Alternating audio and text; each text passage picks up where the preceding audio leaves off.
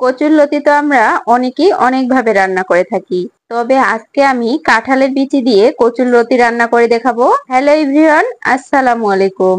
Welcome to আরুসি Ammi kitchen. আজকের রান্নার জন্য আমি এখানে 1 কেজি কচুরলতি নিয়েছি। এই কচুরলতি গুলো বাজার থেকে কিনে আনা হয়েছে। কচুরলতি গুলোকে বটির সাহায্যে পরিষ্কার করে কেটে নিব। কচুরলতি বটি দিয়ে কেটে নেওয়াটা আমার কাছে সব থেকে বেশি সুবিধার মনে হয়, তবে আপনারা চাইলে চাকু দিয়েও কেটে নিতে পারেন। আমার রান্নার ভিডিও ফেসবুক থেকে দেখলে প্লিজ আমার পেজ ফলো করবেন, আর ইউটিউব থেকে দেখলে প্লিজ আমার চ্যানেল সাবস্ক্রাইব করবেন। আর যারা অলরেডি আমার রান্নার ভিডিওগুলো ফলো করেন তাদেরকে অসংখ্য ধন্যবাদ। সবগুলো কচুরলতি কেটে নেওয়া হয়ে গেছে। এবারে এই কচুরলতিগুলো পানি দিয়ে ধুয়ে পরিষ্কার করে নিব। এখন চলে যাচ্ছি মূল রেসিপিতে। কড়াইয়ে 1/3 কাপ তেল দিয়ে দিলাম। তেল কিছুটা গরম হয়ে আসলে দিয়ে দিব 1/2 কাপ পরিমাণ পেঁয়াজ কুচি। একটা হাতার সাহায্যে পেঁয়াজ কুচিগুলোকে নেড়েচেড়ে কিছুক্ষণ ভেজে নিব। কিছুক্ষণ ভেজে নেওয়ার পর যখন পেঁয়াজের কালার অনেকটাই ব্রাউন হয়ে আসবে, ওই পর্যায়ে এড করব 1/3 কাপ কাঁচামরিচ, 1 চামচ জিরা বাটা, 1 চামচ পরিমাণ আদা বাটা, রসুন বাটা দিয়ে দিচ্ছি 1.5 চামচ পরিমাণ, মশলা বাটা দিয়ে দিচ্ছি 1/2 টেবিল স্পুন। এবারে এই মশলাগুলোকে 1 মিনিটের মতো ভেজে নিব। ভেজে নেওয়ার ফলে আদা রসুনের যে কাঁচা গন্ধটা থাকে সেটা চলে যাবে। এড করব 1 টেবিল স্পুন গুঁড়া মরিচ, 1/2 টেবিল স্পুন হলুদের গুঁড়া, লবণ দিয়ে দিব 1.5 চামচ। এবারে সবগুলো উপকরণ মিশিয়ে নিব।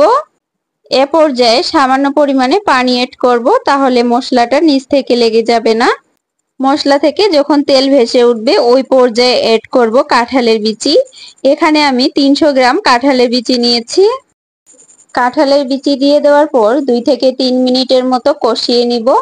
এভাবে মশলার সাথে কাঁঠালের বিচি কষিয়ে নিলে রান্নার স্বাদ আরো বেড়ে যায়। কষিয়ে নেওয়ার পর পানি এড করব। এখানে আমি 2 কাপের মতো পানি এড করেছি। এরপর ঢাকনা বন্ধ করে রান্না করে নিব প্রায় 15 থেকে 20 মিনিট। ফিরে আসলাম 15 মিনিট পর। এর মধ্যেই কাঁঠালের বিচিগুলো সেদ্ধ হয়ে গেছে। এ পর্যায়ে কচুরলতি এড করব। কচুরলতি দিয়ে দেওয়ার পর হাতার সাহায্যে উল্টিয়ে দিব, তাহলে মশলাগুলো সব জায়গায় পৌঁছে যাবে। আমি এখানে আর কোনো পানি এড করব না, কচুরলতি থেকে যথেষ্ট পরিমাণে পানি বের হয়ে সেদ্ধ হয়ে যাবে।